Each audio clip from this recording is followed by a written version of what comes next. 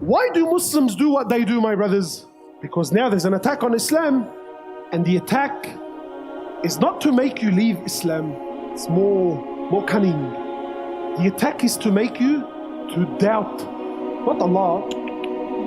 We've established God exists, but to make you doubt the laws of Allah. Allah says in the Quran, قُلْ إِن كُنْتُمْ تُحِبُّونَ اللَّهِ. Allah says in the Quran, say that if you really love Allah, then what? فَاتَّبِعُونِ, then follow Rasulullah sallallahu, follow him. Yani to the T. Everything he did, you follow him sallallahu alayhi wasallam. This is how you show Allah love. This is how you show Allah love. We need to understand, my brothers, that our deen, our halals and our harams and our rights and our wrongs are there because Allah put them there. And that's where the conversation stops, right there.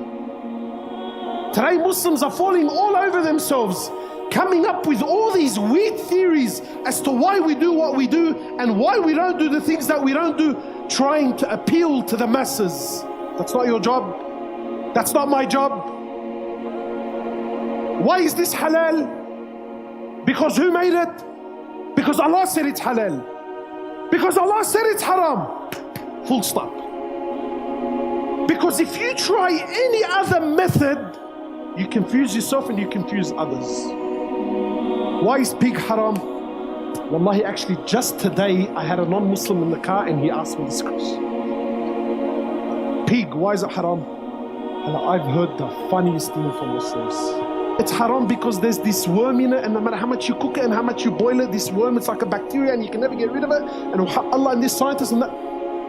And wallahi, I'm just amazed with the things that Muslims say.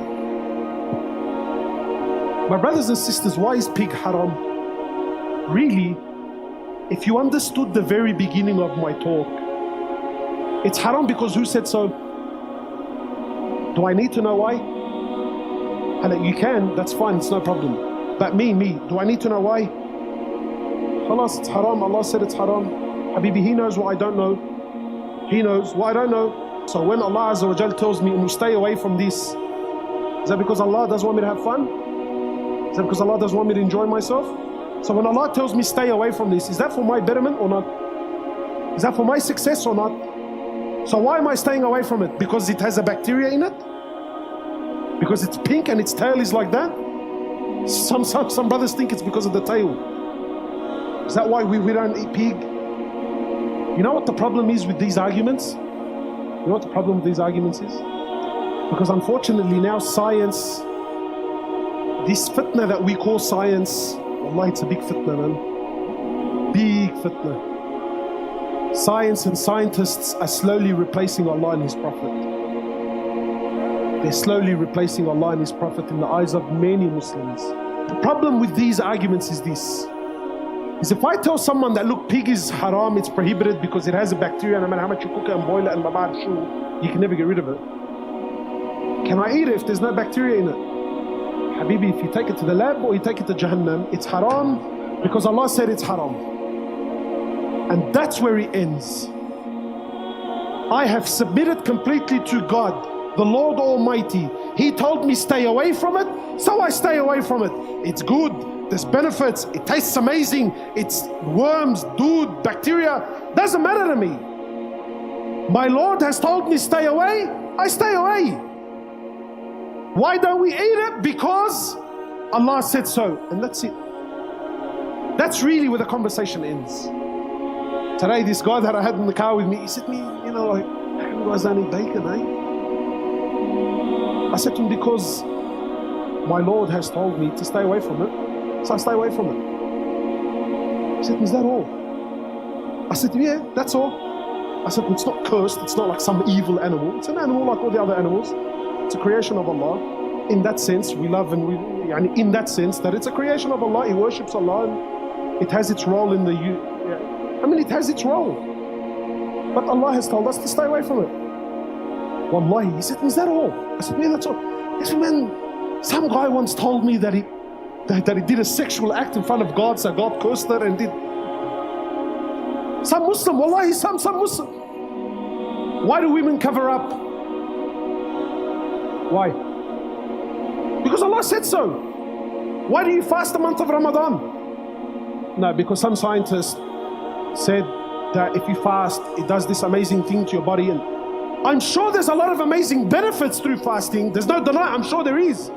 But we do what we do because Allah said so. Full stop. Don't fall all over yourself trying to convince and come up with this amazing theory. You and I as Muslims, we do what we do because Allah said so, and we don't do what we don't do because Allah Azza wa Jal said so. He knows what I don't know. And my job as a Muslim, someone that has submitted completely to Allah, is to follow and to obey. And if I follow and I obey, whether people like it or not, you will find happiness and success in this world and in the hereafter. And you know what I find amazing, my brothers? You know what I find amazing? Is sometimes when you say this to people, nah brother, not me, I have to know. When you accepted Allah in the beginning, you accepted Him to be the all-knowing, true or not, the all-seeing, the all-wise, the all-powerful. So when this Allah sends me something, He says to me, don't do it, I don't need to investigate after. You can, that's fine. There's no problem in you finding out the wisdom behind things. That's fine.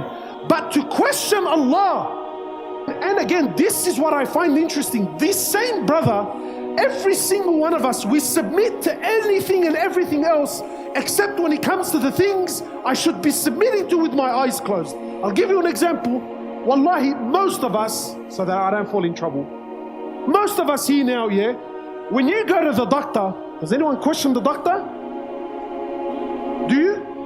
You don't? Generally speaking, when you and I go to the doctor, you know and I know, hey, where he's from, where he's been, what he... You have no idea. Wallahi, you got no clue. You go to the doctor, and I don't know, I walked in, the guy's wearing a suit and a tie, he's sitting behind the table, and there was a certificate on the wall, bro. What else do you want from me? What else do you want, brother? I walked in, he was in a suit and a tie, he was sitting on a nice desk, he had a nice pen, and there's a certificate. Where the certificate is from, who signed it, does that university actually exist? You got no idea, nor did you check it, nor did you do your background checks. How come you don't apply your logic here? Why do we pick and choose? Then you walk into the pharmacy, wallah, and the only guy that's better than the doctor for me is the pharmacist. Because you know and I know, the only thing that convinces you he's a pharmacist is what? Is the white shirt. If the guy serving you isn't wearing one, tell him, brother, please, can you call the guy in the back? Then he comes, he looks at that piece of paper that you've been looking at for half an hour, you got no idea what's going on. He looks at it for barely a moment. Oh yeah, he goes, he gives you a drug, a drug. And he tells you, yeah, make sure you take this 3 times a day after a meal, and you take it, and you got no idea. None of us ever looked at the back of the packet and said, yeah, but why does it have 0.2 grams of oxamalactose? I don't know what that is, I don't know idea. You don't question. And you take it 3 times a day after your meals. Why? Because the doctor said so. The doctor knows what I don't know. And then if I want to get better, then you need to follow the doctor's orders. Throughout the whole process, you didn't ask a single question. You didn't raise a single eyebrow. From one guy to another, you're putting a foreign object, a drug, down your throat, followed by water, with yaqeen and conviction that this is good for me. But every Tom and Harry wants to question Allah as to why He did and why He didn't. You want to make up your own rules, fine. But don't call it Islam. Don't twist and play with the deen of Allah to make it, fit your whims and your desires. It's not how it works. That's not Islam. That's your own version of events. Islam is what Allah and His Prophet wants.